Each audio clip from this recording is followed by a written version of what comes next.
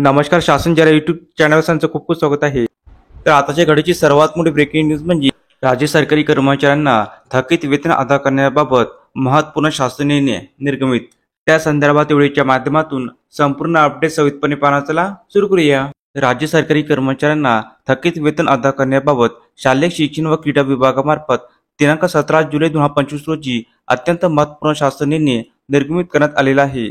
सदर शासन निर्णयानुसार नमूद करण्यात आले आहे की माननीय उच्च न्यायालय मुंबई खंडपीठ औरंगाबाद येथे दाखल अवमान याचिकेनुसार विशेष शिक्षकांना नियुक्ती दिनांकापासून ते निवृत्तीपर्यंत यामध्ये माहे नोव्हेंबर 2023 पासून केलेल्या कामाची थकीत वेतन अदा करणे कमी रुपये 5,28,14,307 रुपये फक्त इतका निधी उपलब्ध करून देण्यास सदर निर्णयानुसार मान्यता देण्यात आलेली आहे.